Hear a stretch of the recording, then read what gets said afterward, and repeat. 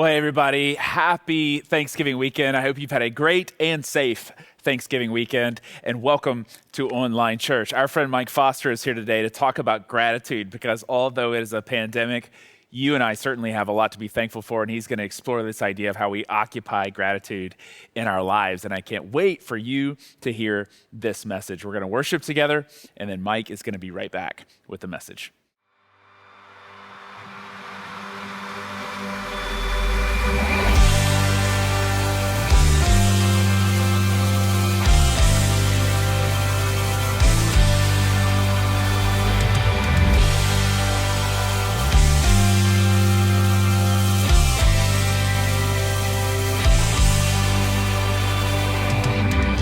I was walking the west side, lost on a lonely road.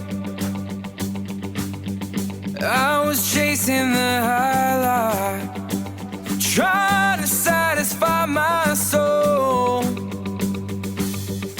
All the lies I believed in left me crying like the rain.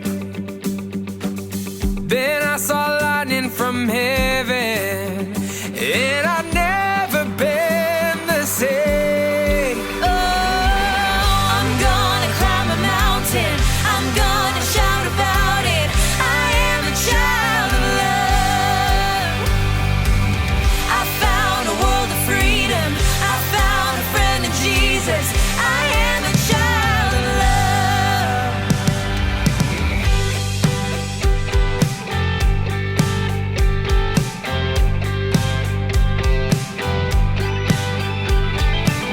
I felt the sting of the fire, but I saw you in the flames. Just when I thought it was over, you broke me out of the grave. I'm gonna climb a mountain, I'm gonna shout about it. I am a child of love. I found a world of freedom, I found a friend in Jesus. I am a child of love, yeah.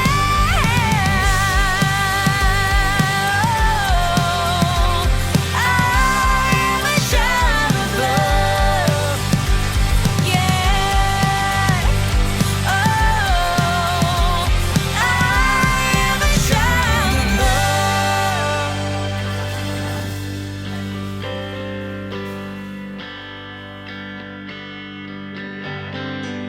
Nothing can change the way you love me. Nothing can change the way I belong to you. Yes, I do. Nothing can separate.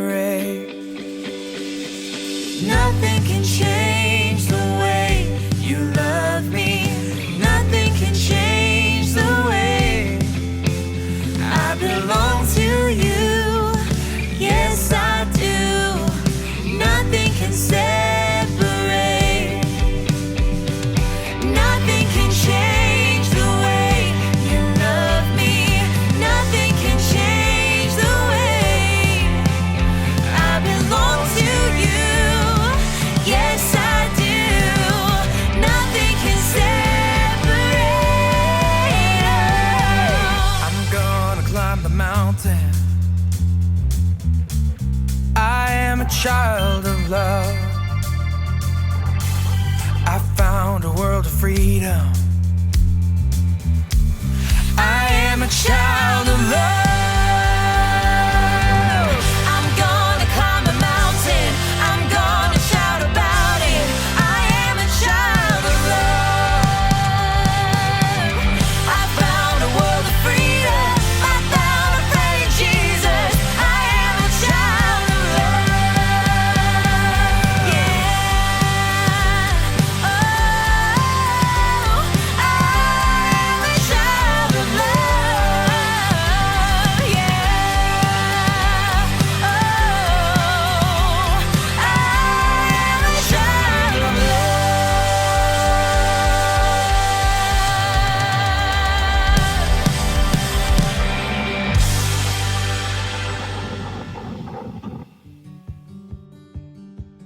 Hi everyone, welcome to Church Online. We hope you had a safe and happy Thanksgiving this week. Please remember the church is here for you this holiday season. If there's anything we can do for you and your family, please reach out to us. If you live in San Diego and are ready for in-person church services, please join us next Sunday morning in Kent Carson Park at 8:30 or 10 a.m. The 10 o'clock service is a wonderful experience for everyone, and it's perfect for families because we get to call the kids down at the end of the service for their own special kids message. So bring the family, and we'll see you next Sunday in the park. Our next Preparing for Retirement seminar is coming up online on December 7th. We've got a feeling this is going to be a special one, so don't miss it. Register now on our website. We're very excited to kick off our annual Impact Offering this week. If you are new to the Church at RB this year or have found us online during COVID-19, here's what you need to know. The Impact Offering funds our impact and outreach initiatives during the year, all the ways we tangibly love people in need. It's collected until the end of December, and every dollar given goes outside the walls of the church. Over the next few weeks, we're going to be sharing some amazing stories of how we've invested last year's impact offering, both locally and globally. Plus, and this is very, very cool, we're going to be celebrating the last 10 years of your generosity and service to the community. Check this out.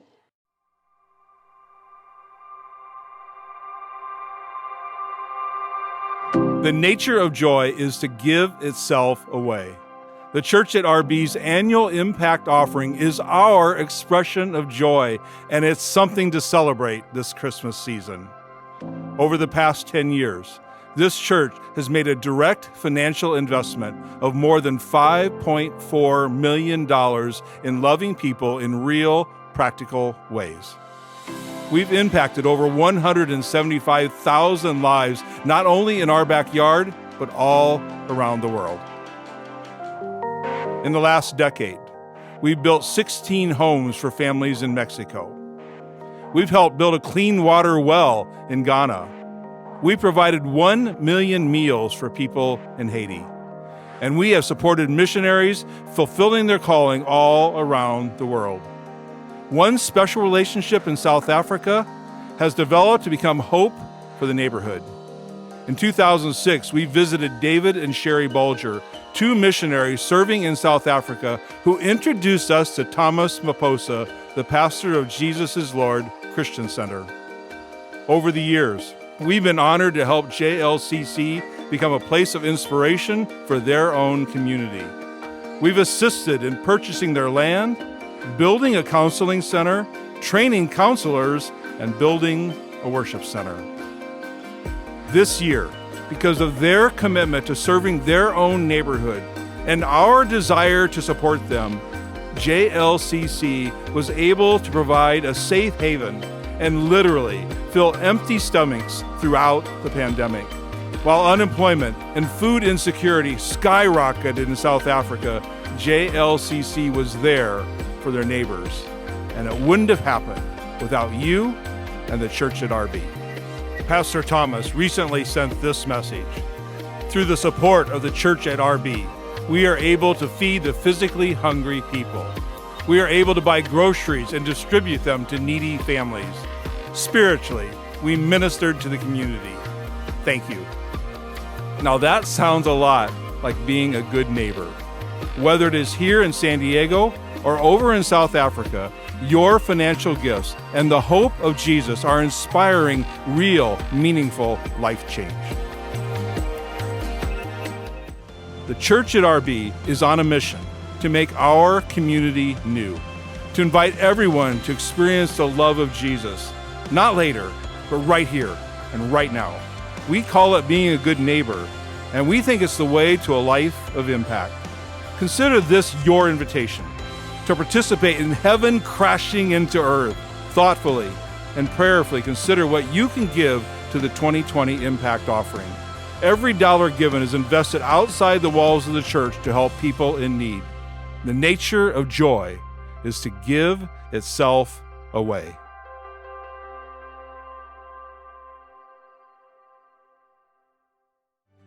If you're ready to make your first gift or you're ready to give to the 2020 Impact Offering, please visit crb.gives.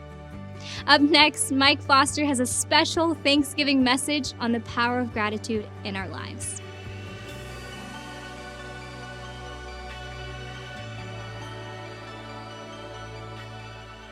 Hey everybody, I'm Mike. I am so glad that you're joining us today.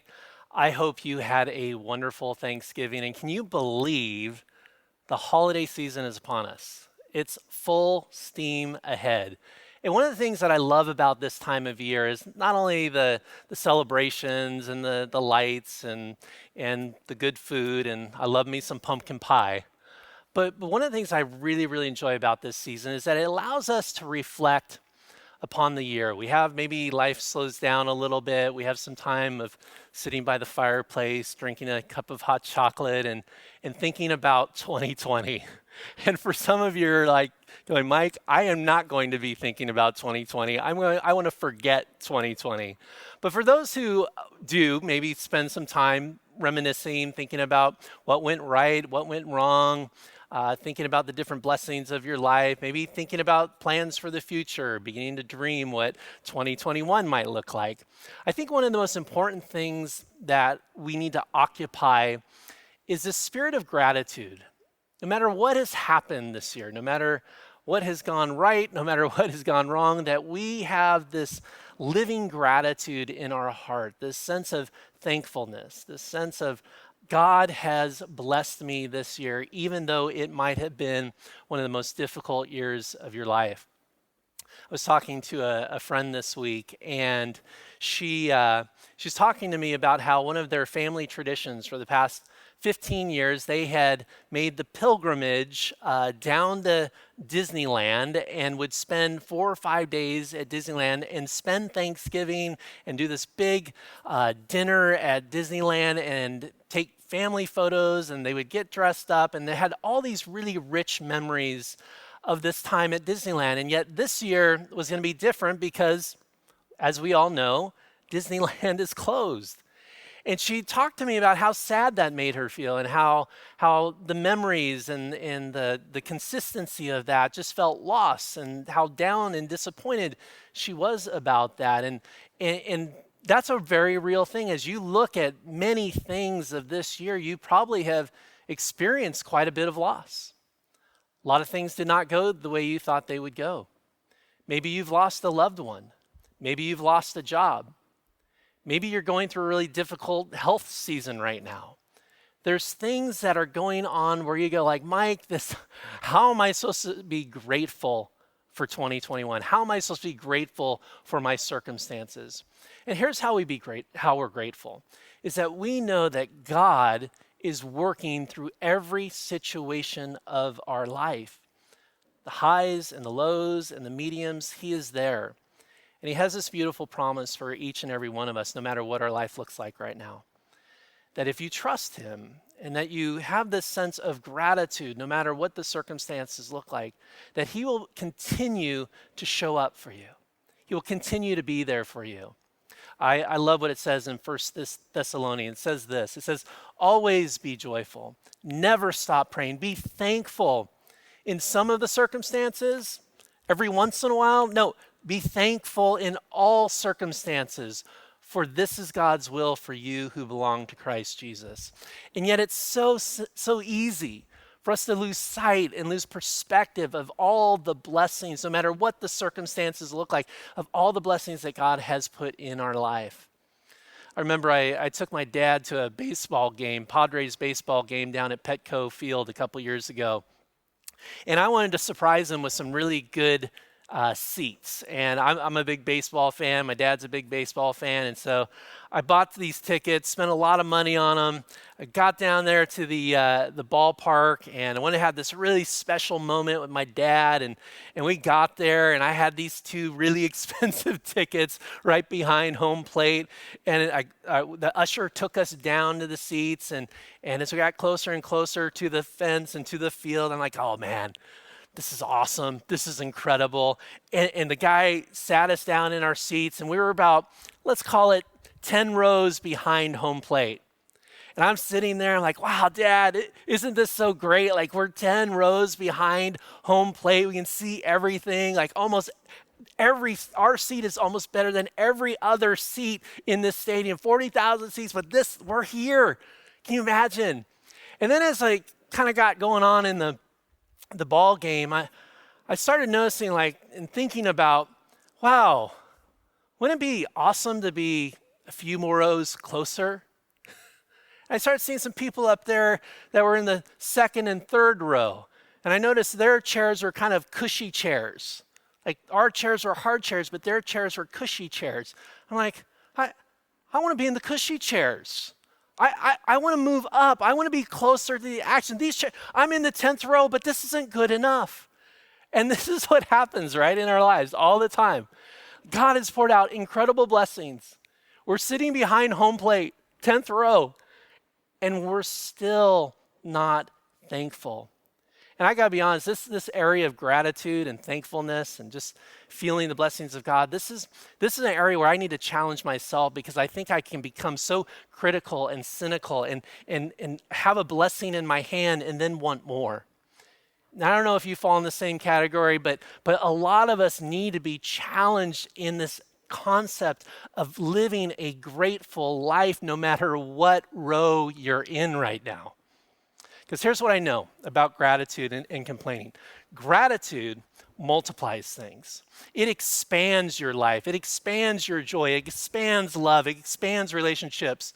But complaining subtracts. See, every time I start to complain, I feel my life getting smaller, like I'm losing something.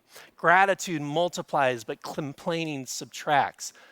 This is also what I know. Number 2, gratitude recalls the good. It allows me to reminisce about all the positive things. And many of the positive things that have happened in our year and in 2020, we probably forgotten them. Maybe they were small and just these little tiny moments of beauty and goodness that God has put into our lives, and fun and joy. And we've kind of forgotten about those things. But gratitude recalls the good. It allows us to go back into our history and find those jewels, those diamonds, those things that shine in our life, and be thankful for them. But complaining reacts to the bad. Complaining is about, like, in the moment. It's like me at Petco Field at the Padres, like, I don't like these seats. I want to be up closer. It's like this, in this moment, this reaction that we have, and it has almost no perspective on life. It's just about this little moment where I'm unhappy. Gratitude recalls the good, but complaining just reacts to the bad. Number 3, gratitude lifts up. It raises everything. When you start thinking about all that you're grateful for, it's hard to be in a bad mood, isn't it? Like, it just lifts your spirit. And man, when you meet somebody who's grateful in your life, who just walks around and is thankful and feels blessed and is positive, that person is lifting everybody up, right? They can just lift the entire room. Think about how gratitude lifts up, but complaining tears things down. Man, there is nothing worse than being in a conversation where somebody is complaining about ticky-tack small stuff. The food's too spicy. I don't like my seat. Like, this kind of stuff. Like, she said this online about me. I'm like, complaints just, it tears things down, while gratitude just builds things up. I want to look at a passage in the Bible where we see this struggle of God's chosen people complaining in spite of all the blessings that God is pouring out on them. And we pick up in Numbers 11, and it says this. And so let me give you a little background here. So the Israelites, God's chosen people, Jewish people, He has rescued them from Egypt. They were enslaved. They were living under these horrific conditions, and God rescues them from that. And here we pick up in Numbers about 2 years later, he's taken them out of Egypt, and they're moving towards the promised land, okay? But they're kind of waiting, they're traveling, they're in the wilderness, all right? And it's 2 years later, and what do the Jewish people start doing? And the people complained in the hearing of the Lord about their misfortunes. And when the Lord heard it, you see, God hears our complaints. Just like he hears our prayers, apparently God hears our complaints too. And when the Lord heard it, his anger was kindled. Why? Because God had been taking care of the Jewish people. He had been blessing their lives. He had rescued them from this horrific situation in Egypt, and he was preparing them for this beautiful new land to live in. And so his anger was kindled, and the fire of the Lord burned among them and consumed some outlying parts of the camp. So there's this fire that God is so angry that it's like fire comes down and burns the land. That would get my attention if I was the Jewish people. Like, maybe I should stop complaining right now. Maybe I should kind of be a little more appreciative of what's going on here. And it says, then the people cried out to Moses. By the way, isn't that interesting? They didn't cry out to God.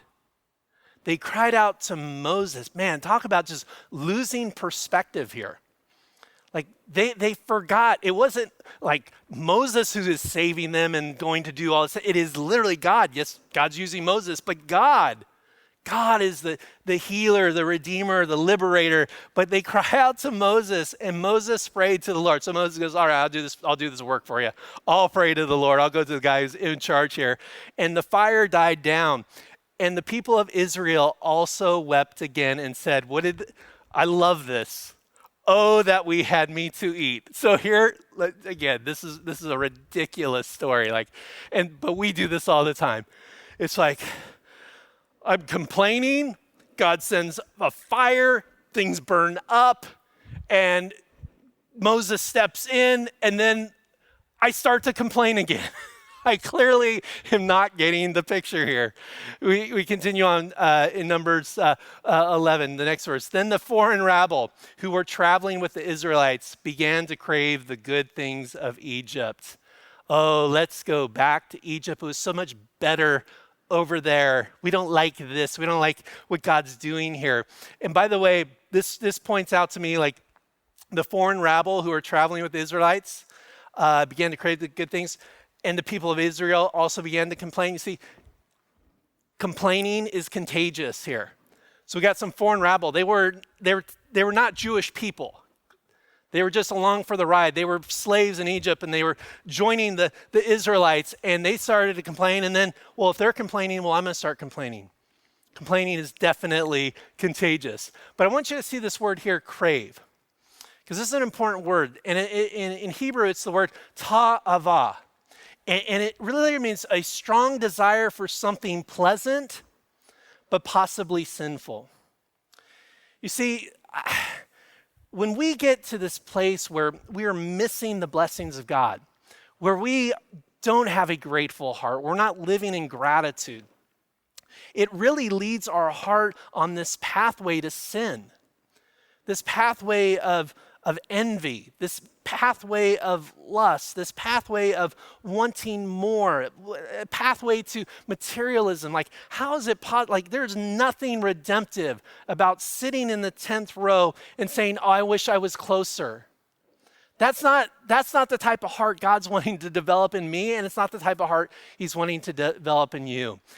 Continuing on in Numbers, it says this, oh, for some meat, they exclaimed. Oh, I wish we had some meat. Why? Because they were eating manna every day. God was providing for them food every single day, not going hungry, but they're like, give us some meat, they exclaimed. We remember the fish we used to eat. And boy, here, talk about a pity party. Man, I'll tell you, we love pity parties, don't we? I know I do. I'm really good at pity parties, but the problem with pity parties, nobody wants to attend, all right? That's what I've learned. But here they are going in their paper. We remember the fish we used to eat for free in Egypt, and we had all the cucumbers, melons, leeks, onions, and garlic we wanted, but now our appetites are gone. All we ever see is this manna. Complaints, complaints, complaints. And God says, listen, you want to be my people. You want to step into the life that I'm calling you into. build a life of gratitude, a life of appreciation. Yes, even when things are difficult, even when things are not going the way you thought they would go, even when you're bored of manna. God said, it's sort of like, I have to eat Chick-fil-A again for the 365th day. It's like, yeah, but I'm providing for you something here. It's good. It's wonderful. It plays a purpose, but complaining does one thing. Complaining drains out the good things from your life. Think of it this way. I got this little bucket here, and I got a drill. There's nothing makes me happier than having a Sunday message where I can hold a drill and a bucket. Power tools, that's where it's at. And so we got this bucket. And I want you to imagine like all the good things of your life are in this bucket. All those healthy relationships, all the blessings, all the things that you enjoy, all the good things from 2020 are in this bucket. And you get to hold that. And that's a part of your life. But then I want you to imagine this drill as your complaints. And when we start complaining, what does it do? We're literally drilling holes in this bucket. And when we drill these holes, when we start complaining, when we start criticizing, when we're saying like, I wish it was more like this, or I'm getting tired of the manna, I don't like what you're doing here, God. When we start doing that, we are drilling holes in our blessing bucket, and all of those blessings come draining out. We lose it. And the complaints and the criticisms and our pity and all of that stuff then fills the bucket, and we lose it. And we've lost perspective, and we lost the joy, and we lost the love, and we lost the peace because we didn't appreciate it. We didn't see it for what it's worth, and we began to complain. So let me ask you, how can we occupy gratitude in our lives? 2 clear ways. Number 1, be thankful even when it's hard. Listen, I do not want to minimize at all some of your loss that you have experienced, the challenges that you are facing. I know some of you are walking through hell right now, and I do not want to minimize that, but I also want to encourage you and challenge you to reach out and see how God is showing up for you right now. How he has stepped into your pain and into your loss and says, I am here with you. I know you may feel confused. I know you may feel lost. I know you may feel angry. I know you want to complain. I understand, but I am taking you somewhere. I love what Paul says. He says, I know how to be brought low, and I know how to abound. In any and every circumstance, I have learned the secret of facing plenty and hunger, abundance and need. And he says this, I can do all things through him who strengthens me. You see, when life is difficult, when it is hard to rejoice, when it's hard to praise him, when it's hard to understand what is happening, and you feel so defeated and you feel so low, you lean into God. That's the solution. And as you lean into God, I promise you, you will begin to see blessings.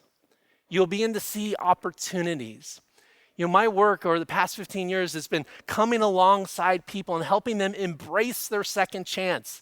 And what I say is this, here's kind of my formula. Lemons to lemonade stands. We take our lemons, that stuff that we never wanted, that loss, that pain, that hurt, that trauma, that yucky stuff. We take those lemons and we turn it into something good. Not putting a silver lining on it, but doing the work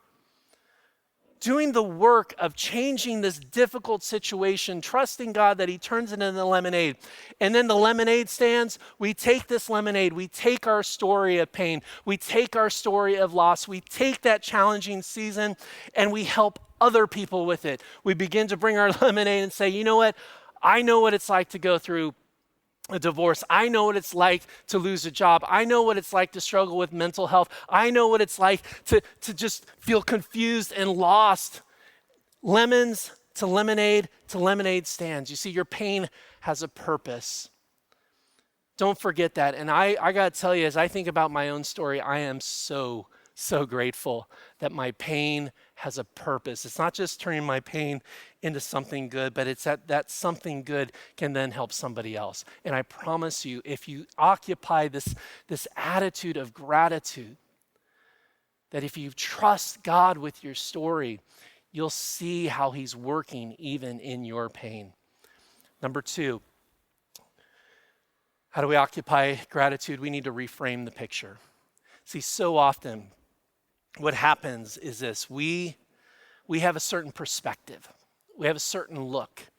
And if you're into photography or you take pictures, into art, you know about the difference between portrait and landscape, right?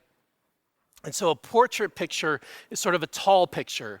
It's, this way. And it takes a portrait picture. But landscape is wider. And if you're struggling right now and you're doing an assessment of 2020 in your life and you're going, man, I'm not finding much to celebrate here. I'm not finding much to feel good about. Maybe you need to reframe the picture. See, maybe it looks like this and you only see a certain perspective, and honestly in that picture, maybe it's just you and your pain and your loss and your struggle and you losing your job and you struggling to pay your house payment. Maybe that's you. You're looking at the picture that way, the portrait. Flip the frame. Get a wider perspective. And in that picture, maybe you see some of the other good things that have happened this year.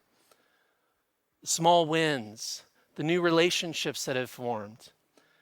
I had a friend who was very disappointed about some of the things that were going on in her life and this week, and kind of missing out on some celebration of Thanksgiving with family. But then she also said, what, I'm really excited too, because now I heard the Christmas party, the work Christmas party is canceled, and she's an introvert and she's hated going to this Christmas party every year. And she's like, oh, that's a good thing. Now this was a loss. Thanksgiving didn't happen the way I thought it was going to happen, but now I don't have to go to the Christmas party. See, when we reframe things, when we see the bigger picture, we can find those little moments of goodness, those little moments of blessing. See, one of the things that happened with the Israelites is that they got this picture, and they forgot about the wider picture of Egypt. They forgot about being liberated from slavery. They forgot about also that was in that picture that God was providing them something, sustenance every single day. They forgot about in this picture was the promised land that was coming. See, they had it framed portrait. And God says, hey, you need to look at this landscape, much wider picture. Familiarity often blocks God's faithfulness. You see, you just kind of doing your life and you're going along and you forget God's faithfulness. And sameness, maybe every day is starting to look the same. Sameness often dilutes the supernatural. But here's what I know, and here's something that I got to remind myself every single day. Your smile, if you have a smile right now, is the dream of the depressed. And your house, maybe it's not a very big house, and maybe it's got some problems, and maybe the paint's chipping off the wall, or you don't like the furniture, and you wish you had nicer digs, but your house is the dream of the homeless. And your horrible job, you don't like your job right now, and it's kind of grating on you, and it's not going great. Your horrible job is the dream of the unemployed. And your health, if you're healthy right now, your health is the dream of the sick. Perspective, the reframe, bringing other elements and information into the picture, looking at it all instead of just narrowing in to what's wrong. I love the movie Get On Up. It was a story of James Brown. And there's this great scene in the movie where James is working with his band. And he's a character, and this is a larger than life character. And James is all about the funk and the rhythm, right? And his band is playing, and he stops the practice, and he goes, I don't like this. This isn't working for me. And he walks up to the trombone player, and he goes, what are you playing? He's all, I'm playing a trombone. He goes, no, you're not. You're playing a drum. And he walks over to the saxophone player. He goes, what are you playing? I'm playing the saxophone. He's like, no, you're not. You're playing a drum. He walks over to the guitar player. What are you playing? I'm playing guitar. No. It's a drum. Every instrument is a drum because it's all about the funk. It's all about the rhythm to James Brown. He says this, every instrument is a drum, and here's my challenge to you. Everything you're going through, every high, every low, every win, every loss is a blessing. It's a blessing from God. Here's why. Because he's going to take whatever our experiences are, no matter what 2020 has looked like, and he is going to bring us to a promised land.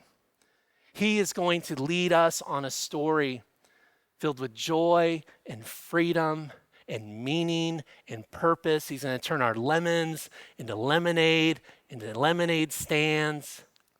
He's going to help us step out into this new strength in our story, this new clarity about what's important. He's going to give us a heart of gratitude. He's going to give us a heart of thankfulness and gladness. But it begins by seeing it all as a blessing. My friends, let's begin to live with gratitude, to see our life, no matter what it looks like right now, our past, our future, with gratefulness.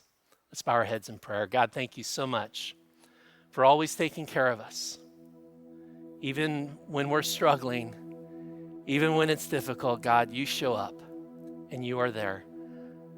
God, convict our hearts today if we have been in this season of complaining, a season of not noticing your faithfulness.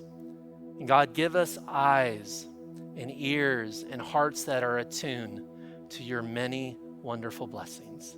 It's in your Son's name we pray, and all of God's people said, amen. Isn't it just like heaven when you walk into the room? There's not a thing that's hidden when every eye is on you. Can't get enough of your presence.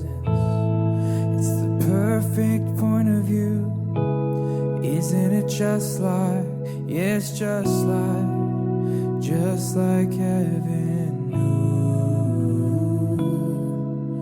Come a little closer, stay a little longer. Ooh. I can't get enough of you. Ooh. Come a little closer, stay a little longer. I can't get enough of you.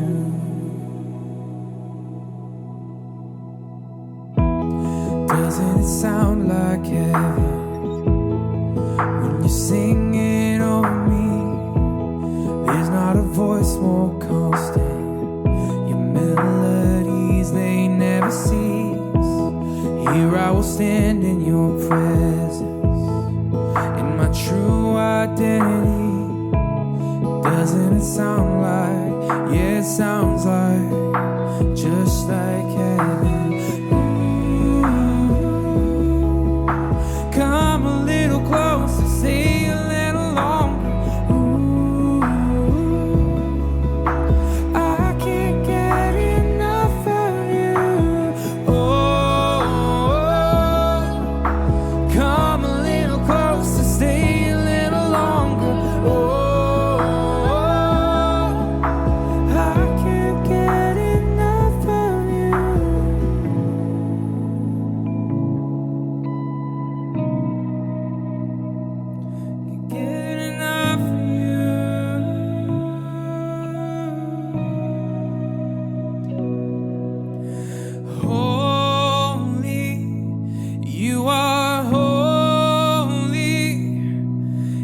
Such a perfect Father, I worship you forever. Holy, you are holy. I lay down any treasure for us to be together. Holy, you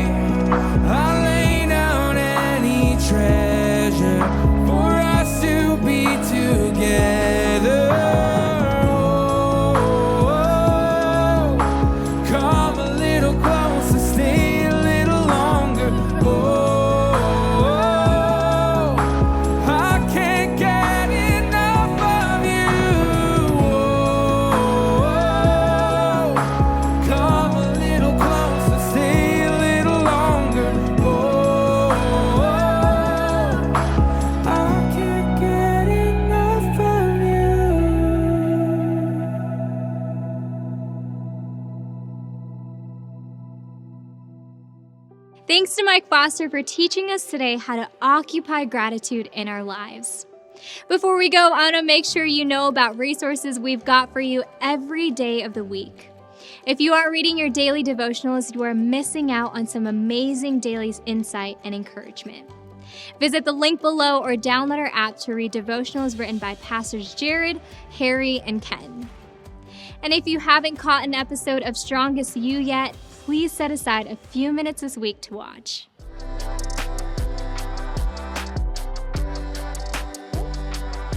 Maybe you've heard the word codependency thrown around here and there, and you're wondering, like, what is that? What does that mean? Well, in this week's episode of Strongest You, I unpack sort of the dangers of codependent relationships and 2 clear things that you can do to break codependent behaviors in your life. Head on over to strongestyou.org.